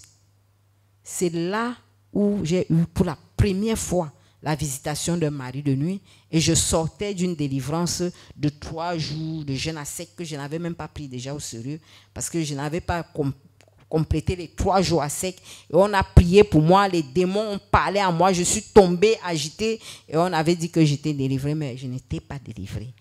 Parce qu'aujourd'hui, je comprends que je n'étais pas délivrée parce que sortant de cette délivrance, comment le mari de nuit pouvait encore me visiter après? Parce que c'est après cette délivrance que le mari de nuit me visite. Et j'ai appelé les soeurs en qui je leur ai dit que cette nuit, je n'ai pas dormi. Le mari de nuit m'a visité. Comment c'est possible? Et c'est là où mon calvaire a commencé. Pendant 7 ans, j'ai souffert. C'est-à-dire, à partir de ce programme de délivrance, oui, les démons ont commencé à se montrer maintenant, se manifester. Exactement. C'était terrible. Au fait, ici, c'est un début de délivrance. Mais malheureusement, monsieur serviteur n'avait pas le niveau pour pouvoir chasser les esprits. Il les a juste titillés et il les a réveillés. Voilà. Et durant 7 ans, vous avez cherché à véritablement vous débarrasser de ces esprits-là. Exactement, parce que quand j'ai eu la visitation du mari de nuit, je suis rentrée en Suisse, ça a continué. C'était les maris de nuit, c'était les esprits de mort, c'était les manger dans les rêves, me retrouver dans... C'était tellement abusif. Je voyais des choses qui n'étaient pas normales. C'est là où chaque année, je descendais au Cameroun pour chercher la délivrance. Quand je suis à l'église, on est en train de prier, il y a les prédications, je dors bien. Pas de visite de mari de nuit, pas de visite des démons. Dès que je rentre en Suisse, ça reprend. Chaque fois, c'était comme ça. Pendant 7 ans, c'est là où j'ai dit non, c'est pas possible. Et comme j'avais déjà aussi découvert APD sur YouTube. APD, Armée de prière et de délivrance. Donc, j'ai commencé à écouter les témoignages. Les témoignages, j'entendais. Et dans ces témoignages, je voyais mon problème. Comme le témoignage aussi de ces serviteurs apôtres de Paris, là, c'était vraiment ce que je vivais, qu'ils vivaient aussi. Donc, j'ai commencé à écouter les témoignages, j'écoutais. Je dis, mais tout ça est vrai. Mais qu'est-ce qu'ils enseignent? Est-ce que je ne vais pas aller encore tomber dans les pièges? Qu'est-ce qui se passe? Donc, j'ai appelé l'évangéliste Olivier Jean-Louis. Je l'ai appelé et il m'a passé certains serviteurs de Dieu qui ont prié pour moi. Ils ont prié pour moi, j'ai vomi. J'ai vraiment vomi. Et ils m'ont dit, montre-nous si tu as vraiment vomi. J'ai montré, mais après j'ai fui. parce que je me posais des questions. Comme on disait qu'il ne faut pas prier en langue, et c'est pas bien de prier en langue dans l'église, mais je voyais qu'à l'armée de prière, on priait en langue. Donc je me posais des questions. Je disais que, mais est-ce que je ne vais pas encore? Et chez nous, on était, vous savez, nous, on était les meilleurs, on a des révélations. Il n'y a pas d'église comme nous sommes les meilleurs. Mais je suis possédée. Si nous sommes les meilleurs, pourquoi j'ai les démons? C'est-à-dire, malgré votre zèle, Oui. malgré vos titres à l'église Tout. en tant que leader, J'étais mais vous étiez malmené, possédé par les démons. possédé à un niveau, il n'y avait que les légions, les dragons, les Belphégor, Azazel, les serpents partout, les maris de nuit, les esprits de mort, les démons mystères. J'avais donc mon corps là, c'était vraiment le temple des démons. De ma tête jusqu'aux pieds, il y avait des serpents partout. Dans mon ventre, une grossesse qui bougeait à chaque fois. Les serpents partout, il n'y avait pas un endroit sur mon corps où il n'y avait pas de serpents. Mais ce qui est intriguant, c'est que on te disait que la parole pouvait délivrer. Oui, il faut que si j'écoute la parole, c'est la parole qui délivre. J'étais d'accord, c'est la parole qui délivre, mais le Seigneur Jésus-Christ, il donnait la parole et il délivrait les démoniaques. Quand il prêche la parole et il délivre. Donc c'était donc ça, j'étais un peu troublée quoi. Parce que je pouvais, quand la prédication là, on enregistrait par jour, je pouvais écouter 10 fois une prédication. J'ai réécoute, mais les démons viennent toujours m'abuser. Peuple de Dieu, la parole délivre, mais à un certain niveau. Simplement le fait de mettre pied à l'église, il y a des démons qui vont. Le fait de jeûner, il y a des démons qui vont. Le fait de prier seul, il y a des démons qui vont. Le fait d'écouter une prédication, il y a des esprits qui vont. Mais les esprits n'ont pas le même grade. C'est pourquoi le Seigneur Jésus a dit quoi? Ce type de démon ne sort que par le jeûne et par la prière. La preuve en est que quand vous êtes parti nu à l'église, la deuxième fois, vous avez changé de vêtements. C'est-à-dire que ces démons qui vous amènent à vous montrer vos nullités, seront commencés à lâcher prise. Vous voyez un peu? C'est pourquoi toute église où il n'y a pas la délivrance, en vérité, est une église morte. Parce que le Seigneur Jésus-Christ, dans Matthieu 4, verset 23, dit, Jésus parcourait toute la Galilée, enseignant dans les synagogues, prêchant la bonne nouvelle du royaume et guérissant toute maladie. Vous voyez un peu? Il chassait les démons de divers. Il guérissait ceux qui souffraient de maladies, de douleurs de divers genres, des démoniaques, des lunatiques, des paralytiques, et il les guérissait. L'évangile ne consiste pas seulement en parole, mais en puissance. L'évangile est la puissance de Dieu pour le salut de quiconque croit. C'est pourquoi, peuple de Dieu, nous devons revenir à l'évangile authentique qui confère la puissance, la saine doctrine, qui peut permettre une réelle délivrance. C'est vrai, tu as eu à tomber dans plusieurs églises, mais c'est là même que les démons ont commencé à se manifester puissamment, parce qu'ils ont juste été chatouillés. Mais pour pouvoir avoir l'autorité, le manteau, pour pouvoir chasser tout esprit sans exception, Satan compris, ses principautés, ses dominations, c'est la vie de sanctification, corps, âme et esprit. Donc vous voyez, vous avez été enchaîné dans cette église disant que c'est la parole. Alors qu'il suffisait juste peut-être de véritablement revenir au véritable évangile, se sanctifier, se dépouiller pour avoir l'autorité promise par le Seigneur Jésus-Christ. C'est pourquoi Éphésiens 1, verset 14 nous dit quoi? L'Esprit Saint nous garantit l'héritage que Dieu a réservé à son peuple. Il nous assure que nous le posséderons quand notre délivrance sera complète. C'est-à-dire l'héritage en Jésus, les promesses en Jésus ne peuvent être efficaces ou effectives lorsque nous recevons une délivrance totale, complète. C'est pourquoi Luc 1, 74 va dans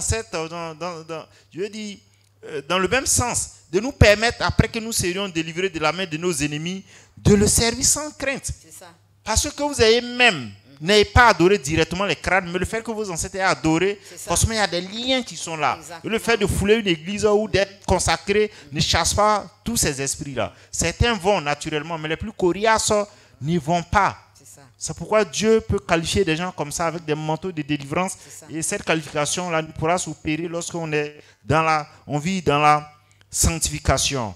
Et j'ai vraiment apprécié votre démarche avant de venir à l'armée de prière. Expliquez. Donc, j'étais dans une église de la parole. La parole qui sort de là est vraie, pure, mais les vies ne sont pas transformées. Parce que quoi? nous ne sommes pas délivrés. Il n'y a pas de délivrance, on ne fait pas de délivrance, mais il y a de la parole, vraiment, la doctrine de la crucifixion. Il y a tout ça, il y a même le dépouillement. Nous sommes dépouillés là-bas, mais pas en couleur unique. On ne portait pas les couleurs uniques, mais on ne met plus les bijoux, on ne met plus toutes ces choses-là, mais on se oint encore. On se oint, on fait encore des nattes sur la tête, mais on se voilait, donc c'est dépouillé, mais avec les crèmes, ce n'est pas en profondeur comme à l'armée de prière où on ne met plus les crèmes et on ne fait plus les nattes, on laisse nos cheveux naturels, on ne porte plus les habits avec les dessins, dont les uniques couleurs là. Et il y avait vraiment la parole, mais sans délivrance. Donc j'ai vraiment savouré cette parole, mais les démons ne partaient pas. Tu as vraiment savouré J'ai cette parole. savouré cette parole, j'ai aimé la puissance pour chasser ces démons. Chasser les démons, mais les démons ne partaient pas. Donc c'est un évangile incomplet. Vous voyez un peu? Oui, parce que les démons tout sont encore là. est accompagné, et c'est la parole plus la démonstration de la puissance de Dieu. Exactement. Et là maintenant, la délivrance n'était pas profonde comme j'ai vu ici. Parce que ici vraiment la délivrance est prise au sérieux. La délivrance, on te donne 5 jours de jeûne. Quand tu fais tes 5 jours de jeûne, il y a des gens vraiment disposés pour prier. Donc, il y a des groupes de prière. Par jour, on peut prier pour quelqu'un 5 fois, plus même. Donc, dans ce groupe, il y a peut-être 2 personnes, parce qu'ils étaient 2, qui vont prier. Il y a certains qui vont dire, toi, démon de tel, sors, pas, sors, feu, feu, feu. Vraiment, les démons ont vomi, j'ai vomi. J'ai dit, je n'ai jamais vomi comme ça de ma vie jusqu'à ce que j'ai eu mal aux côtes parce que j'étais vraiment chargée. Après le premier groupe, je vais dans un autre groupe. Ceux-là, ils sont seulement en train de... Donc, les dons que Dieu a mis en eux, ce n'est plus passant, ils ne parlent même pas, mais c'est comme s'ils sont en train de pomper. C'est comme si on est en train de... Un tueur qui est en train de pomper pour que les démons sortent. C'est ce que je recevais en esprit, quoi. Comme si on est en train de... Donc, ils sont là, quand ils ne disent plus passant, ou bien ils ne disent plus, comment on dit souvent, non, ils disent seulement... Les démons, j'étais ébahi, ébloui, j'ai dit non, Seigneur tu es puissant, nous t'avons enfermé dans une boîte, nous avons limité la puissance de Dieu à notre niveau. J'arrive dans un autre groupe encore, mais la servante et ce mal là, elle danse, elle ne me touche pas, elle danse, les démons sortent. Après on m'amène encore dans un autre groupe, dans l'autre groupe on m'a amené, je vois un esprit, un homme comme un catcheur, costaud. J'ai dit, géant, costaud. Il me prend, il me presse. J'ai vomi encore un peu. Quand il m'a pressé comme ça, là, après j'ai ouvert les yeux. Je croyais que je veux voir le catcheur qui était en train de me presser, géant. Mais je vois un jeune mince. Je dis, mais où est le catcheur qui me pressait tout à l'heure? Il est où? Donc c'est là où j'ai compris que les anges étaient en travail. Donc ce catcheur que je voyais, ce n'était pas lui, mais c'était les anges qui étaient en train de travailler. Le Seigneur était en train de l'utiliser et les anges étaient aussi là pour travailler. Donc j'ai vu tellement de choses. J'arrive encore, ça c'était le dernier groupe où je suis arrivé et ma délivrance était claire. J'étais délivrée dans ce groupe-là. Mais avant ça, il y avait un autre groupe avec une jeune sœur là. Mais la jeune sœur là, c'était la chirurgie. Elle avait les gants. Je la regarde, je dis, mais les gants, pourquoi on porte ces gants-là? Pourquoi les sœurs s'y portent les gants? Je n'ai jamais lu dans les Saintes Écritures qu'on porte les gants. Mais après, quand on m'a amené dans le groupe, la chirurgie qu'elle m'a faite, j'avais un serpent ici, j'avais un gros serpent ici dans le cœur. C'est comme si c'est la scie qui coupait les os qui sont là. Donc j'ai eu tellement mal, j'ai crié ce jour, j'ai dit, Seigneur, aie pitié de moi, aide-moi, parce que ça faisait, c'était plus que l'accouchement. Quand elle a fait ça, après, tout était bon. Le serpent, le Seigneur a retiré le serpent, mais la douleur est restée pendant 1 semaine. Je ne pouvais pas bien m'habiller, j'avais mal. Donc j'avais vraiment mal. Là, le serpent est sorti. Je suis arrivé encore dans un autre groupe. Le frère là m'a aussi fait l'opération, mais ce n'était pas comme l'avant-dernier. La sœur qui portait les gants là. il m'avait aussi fait l'opération, ça m'a fait mal, mais pas trop. C'est chez elle que j'ai vraiment senti, c'est comme si on m'opérait même physiquement, mais sans anesthésie. Ça faisait mal, elle a sorti le serpent. Je suis arrivée dans l'avant-dernier groupe. La sœur là aussi, elle avait une façon de faire, là. Elle ne parlait pas. Donc elle faisait la chirurgie sans toucher. Donc elle faisait seulement comme ça, elle retire. Elle fait comme ça, elle retire, elle jette. Elle fait comme ça, elle retire, elle jette. Je dis, mais la sœur, qu'est-ce qu'elle est en train de voir que moi aussi je ne vois pas? Qu'est-ce qu'elle est en train de retirer? Mais c'était les démons que le Seigneur était en train de retirer. Donc c'est le dernier groupe là, alors, là où on m'a pressé là, ma délivrance était propre. Quand je suis passé à la vérification, parce que après la délivrance, les 5 jours de jeûne, maintenant il faut passer à la vérification pour voir vraiment si les démons sont partis. Et c'est encore 3 jours de jeûne. Donc j'ai encore pris 3 jours de jeûne. Ils ont vérifié, tout était propre. Tous les démons étaient partis.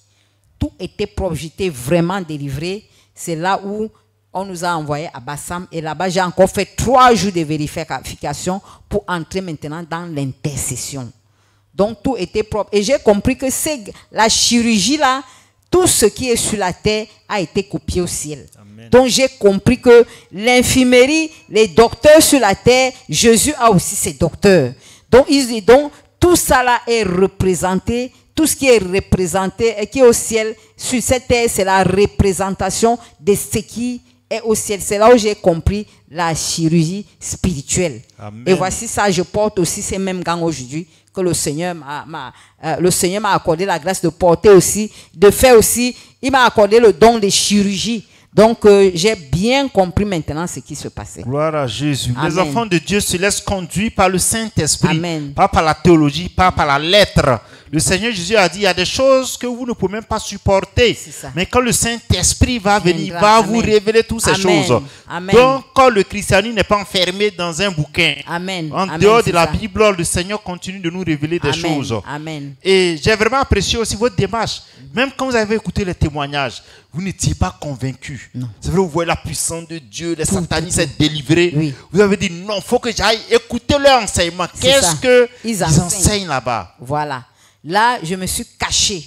Donc, les dimanches, je suivais l'enseignement, je suivais l'enseignement, je suivais l'enseignement, je suivais l'enseignement. Pendant 2 ans, j'étais dans les coulisses. J'étais en train de suivre APD. J'étais en train de suivre jusqu'à ce que le Seigneur me convainc que maintenant, vas-y. C'est là où je suis parti. Amen. Gloire à Dieu. Amen. Peuple de Dieu, sa démarche, c'est celle démarche que tout chrétien doit suivre. Parce qu'il y a des synagogues de Satan. Et 1 Jean 4, 1 dit, bien-aimés, n'ajoutez pas foi à tout esprit, mais éprouvez les esprits pour savoir s'ils sont de Dieu. Car plusieurs faux prophètes sont venus dans le monde. Ce ne sont pas les miracles exclusivement qui déterminent l'authenticité de l'évangile ou la présence du Seigneur Jésus-Christ, car Satan fait des miracles aussi. En plus de la puissance, qu'est-ce qui est prêché? Vous voyez un peu? Quel est le niveau de conformité avec la parole de Dieu? Vous avez parlé également de l'habillement. Vous avez vu que l'habillement que le Seigneur recommande dans la parole, dans 1 Timothée 2, verset 9, les femmes doivent s'habiller de façon décente, avec pudeur, pas un habillement de séduction, de Jézabel. Sous prétexte que c'est le temps de la grâce. Une grâce qui ne veut pas te transformer, mais qui t'amène à te conformer au monde, ça, c'est pas une grâce. Vous voyez un peu? Donc, vous avez suivi toutes ces étapes-là, et toutes ces étapes-là, conformant à la parole, vous avez jugé que véritablement, tous les indicateurs étaient positifs. Et vous êtes venus, et vous avez expérimenté cette puissance. Amen. La parole plus la puissance. Pas une parole qui fait grossir les démons davantage. Non. Une parole qui accompagne des puissances, qui chasse les démons. C'est ça. Donc, il y a aussi l'habillement qui a joué un grand rôle. Parce que je me disais que j'étais dépouillée. Mais quand j'ai vu les sœurs de l'armée de prière, j'ai dit, waouh! Vous dites que les sœurs ne mettent pas la crème? Vous dites qu'elles étaient tellement belles. J'ai dit, quoi? Vous voulez dire qu'elles ne mettent rien sur leur corps? Elles m'ont dit, elles ne mettent rien. C'est là où j'ai aussi ramassé toutes les crèmes. Comme j'utilisais les vaselines, j'ai tout jeté. Tout, j'ai jeté. Donc, tout ce qui était comme savon parfumé, j'ai tout jeté. Et donc, le habillement a aussi joué un grand rôle. Et quand j'écoutais la parole qui sortait à l'armée de prière, c'était spirituel. Donc, ce n'était pas les révélations qui montrent une connaissance qui enfle sans donner la vie. Mais j'ai compris que la parole de Dieu est spirituelle. Donc, et j'ai compris qu'à APD, on connaît, comment je peux appeler, le monde spirituel. Ce que beaucoup d'églises ne connaissent pas. Ils ne connaissent pas le monde spirituel. Donc, on a les révélations. Oui, on a des révélations vraiment. Mais on ne connaît pas ce qui se passe dans le monde spirituel. Voilà ce qui tue beaucoup de chrétiens. Ils connaissent. C'est à APD que j'ai compris que le spirituel a une loi. Il y a des lois spirituelles que beaucoup de chrétiens ne connaissent pas. Comme par exemple... moi qui étais en train de... J'adorais les crânes. C'est vrai que c'est une autre personne qui égorgeait ces poulets. Mais je dis c'est moi qui le faisais. Parce que dans le spirituel, il n'y a pas à peu près... Tu as mangé? Oui, j'ai mangé. Tu as bu? Oui, il n'y a pas... non, j'ai bu seulement un peu. Ou bien j'ai goûté. Non. Tu as bu? Oui, tu as bu. Donc, il y a les lois spirituelles que les hommes spirituels qui ne connaissent même pas le Seigneur Jésus-Christ connaissent même plus que les chrétiens. Amen. Et ils marchent selon ces lois spirituelles. C'est pour cela que ils oppressent beaucoup de chrétiens. Parce qu'ils savent que les chrétiens ne connaissent pas les lois spirituelles. Peuple de Dieu, ce qu'elle dit, et l'apôtre Paul l'a dit. Il dit ma prédication ne repose pas sur les discours convaincants de la sagesse humaine, non, mais une démonstration d'esprit et de puissance. Et il renchérit dans le verset 13. Et nous en parlons non avec des discours qu'enseigne la sagesse humaine, mais avec ceux qu'enseigne l'esprit, employant un langage spirituel pour les choses spirituelles. Mais l'homme animal, c'est-à-dire l'homme qui pense de façon naturelle, charnelle, qui n'a pas l'esprit de Dieu, même s'il enseigne la Bible, ne reçoit pas les choses de l'esprit de Dieu, car elles sont une folie pour lui, et il ne peut même pas le connaître, parce que c'est spirituellement qu'on en juge. Vous voyez, aujourd'hui, elle payait des crèmes qui coûtaient des milliers, très cher. Oui, des habits de marque, oui, des millions. Mais aujourd'hui, son teint, sans tous ces produits, la décapant, brille même plus qu'avant. Mais l'homme animal ne peut pas comprendre ça. Oui, un peu l'homme charnel, même assis, arrêté à la chair, ne peut pas comprendre ces réalités spirituelles. Oui, parce que c'est vrai, parce que dans mon magasin, déjà, je vendais les produits de gamme fabriqués en Europe. Je ne vendais pas les produits qui venaient d'ici. Donc, un seul savon pouvait coûter dans les 5 000, 6 000 francs CFA. Donc, la gamme alors de beauté, parce qu'il fallait toute la gamme, tu pouvais te retrouver en train de dépenser 500 000 pour une gamme de produits.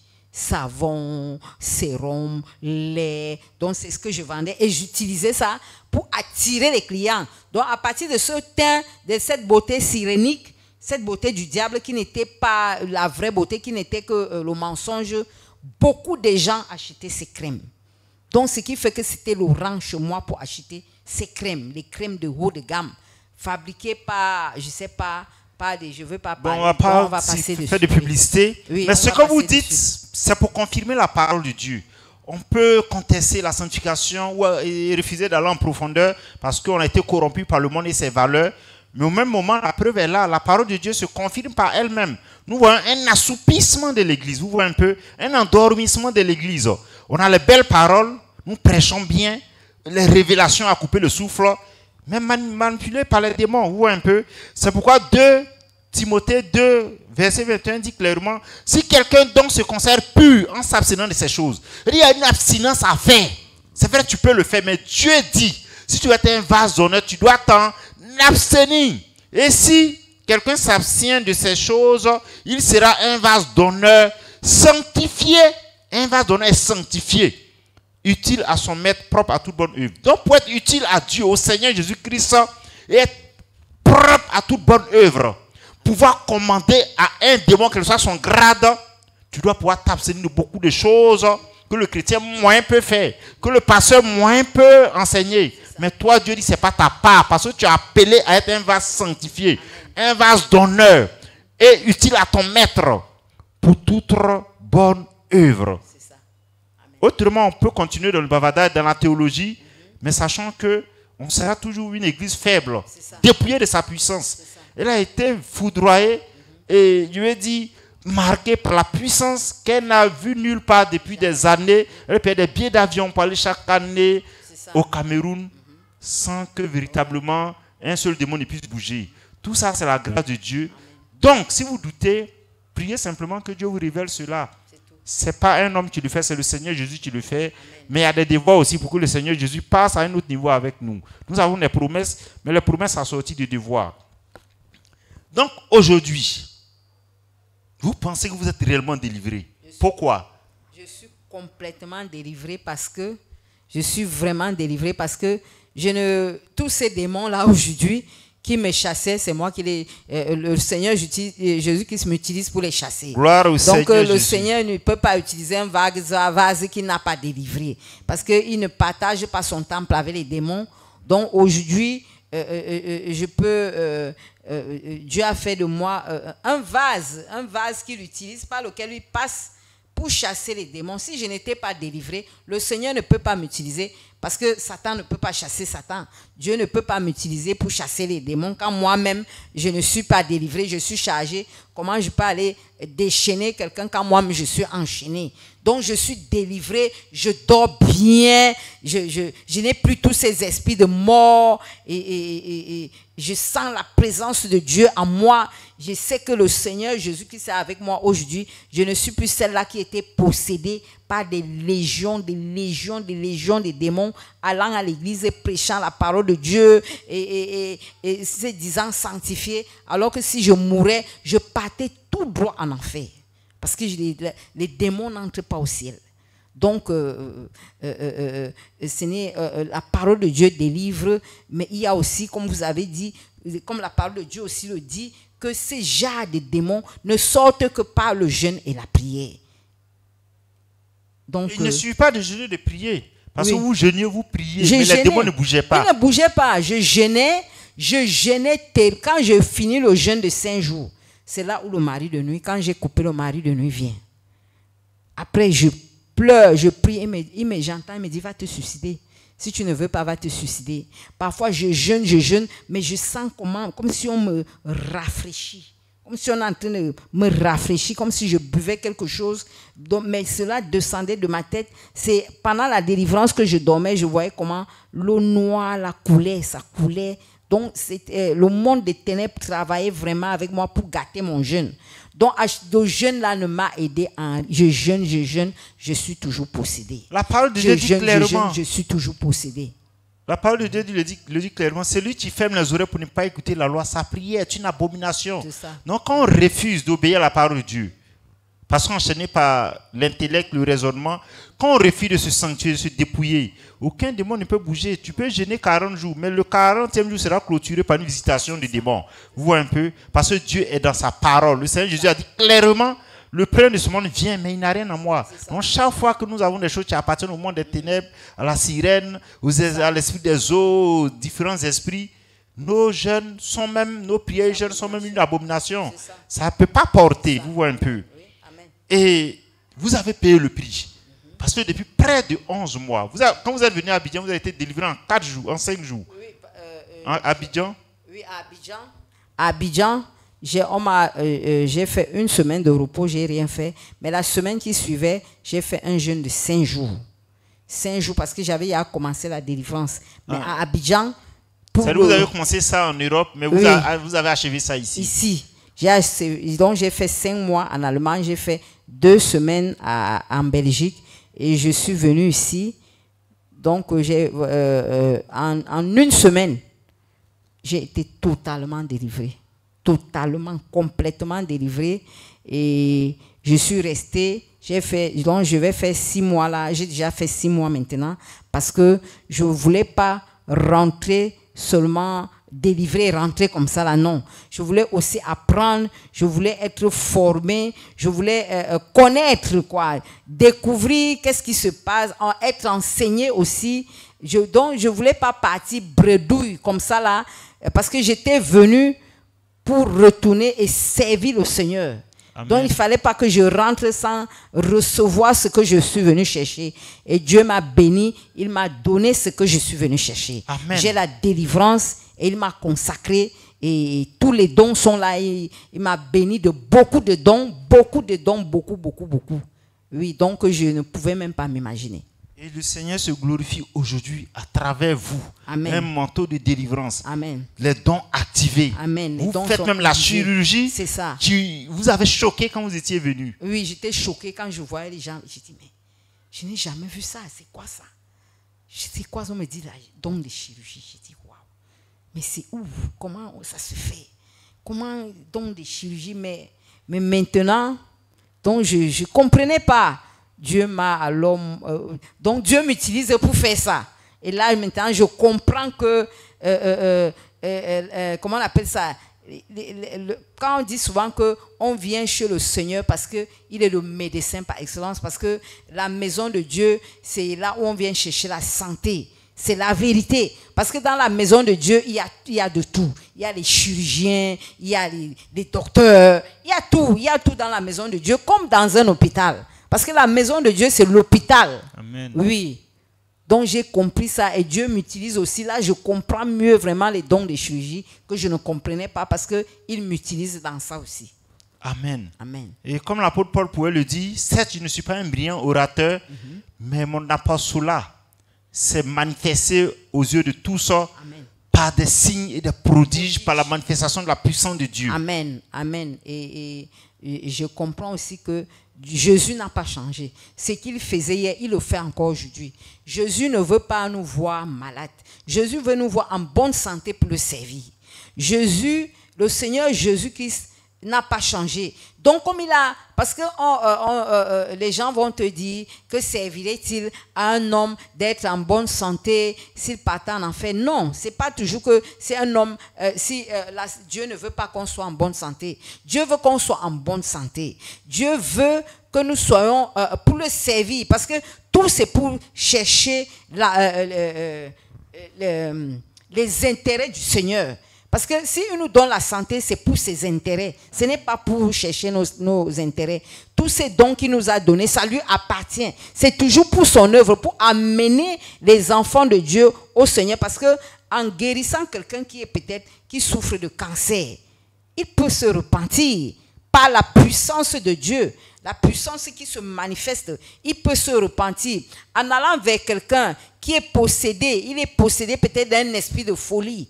Parce qu'un fou, comment est-ce qu'on va lui prêcher la parole s'il est fou? Il faut d'abord prier pour lui. Voilà, la puissance se manifeste et il est maintenant, il revient en lui-même et là, il peut écouter la parole de Dieu. Amen. Voilà, parce que le fou de Gadara, le Seigneur n'est pas venu d'abord avec la parole. Le Seigneur l'a délivré avant de lui donner la parole. Amen. Donc la puissance, une église où il n'y a pas de puissance, je ne crois pas que l'église va au ciel. Amen. Qu'ils aient les Amen. révélations comme ils veulent. Il n'y a pas de ciel là-bas. Amen. Amen. Qu'est-ce que tu peux dire maintenant à ceux qui suivent le témoignage, qui ont perdu espoir, qui ne croient plus en la puissance de Dieu, en la délivrance, et qui sont désespérés? Donc ce que je peux leur dire, c'est que le Seigneur Jésus-Christ n'est pas un menteur. Ce qu'il dit, il le fait. Et il est le Dieu qui délivre. Quel qu'en soit le problème, le Seigneur Jésus-Christ délivre.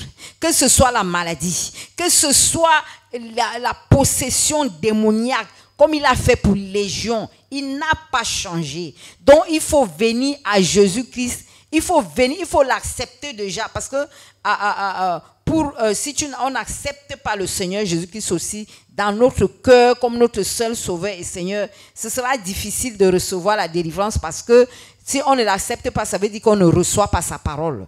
Et ça bloque aussi la délivrance. Mais Dieu aussi parfois délivre avant de t'amener à l'accepter. Pourquoi? Parce qu'il veut te montrer qu'il est puissant, qu'il est capable. Donc parce que c'est un Dieu compatissant. Le Seigneur Jésus-Christ, mes frères et sœurs, n'a pas changé. Il fait encore les miracles qu'il a fait hier. Il le fait encore aujourd'hui. C'est nous qui avons limité le Seigneur Jésus-Christ dans nos... Donc nous avons limité dans les bâtiments.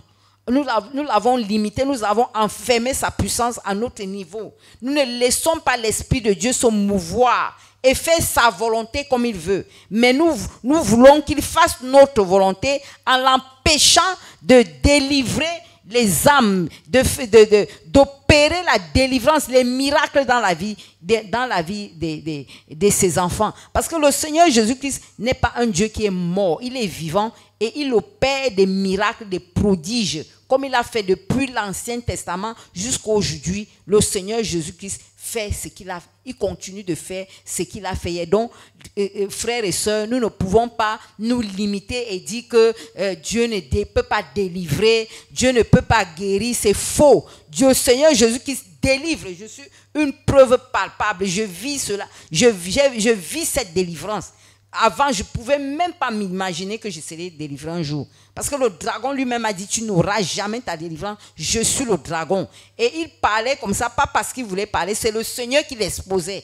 Que regarde, voilà le démon qui est en toi, le dragon est en toi, tel démon en toi. Tous ces démons sont sortis de moi. Donc, il faut que chaque chrétien ne se limite pas à la connaissance. Il y a la connaissance, mais il y a aussi la vie de la connaissance. Et ayant la connaissance et étant possédé, on ne peut pas mettre la parole de Dieu en pratique parce que les démons ne peuvent pas mettre la parole de Dieu en pratique. On a beau écouter la parole de Dieu, la parole vraie, pure, mais on n'obéit pas parce que nous sommes possédés. Donc, pour mettre la parole de Dieu en pratique, il faut que chacun cherche la délivrance. Parce que sans la délivrance, on ne peut pas entrer au ciel. Amen. Amen. Peuple de Dieu, nous venons de suivre ensemble ce témoignage édifiant. Celle qui était possédée hier par l'esprit de mort et divers d'autres esprits qu'elle ne soupçonnait pas du fait de l'adoration des crânes de mort de sa tribu, des Bamilékés, qui avait Azazel, qui avait tous les anges déchus, l'esprit des serpents, l'esprit des dragons, qui avait Bélial, Belphégor, l'esprit de la sorcellerie, l'esprit de l'islam, l'esprit du bouddhisme, de la franc-maçonnerie. Il a été délivré en 5 jours. Peuple de Dieu, pour vous dire que le Seigneur Jésus agit toujours. Et voilà la condition qu'il donne. J'habiterai et je marcherai au milieu d'eux, je serai leur Dieu, ils seront mon peuple. Et voilà la condition. C'est pourquoi sortez du milieu d'eux. Séparez-vous, dit le Seigneur. Ne touchez pas ce qui est impur et je vous accueillerai. Nous devons abandonner le monde. Nous devons abandonner les séductions du monde.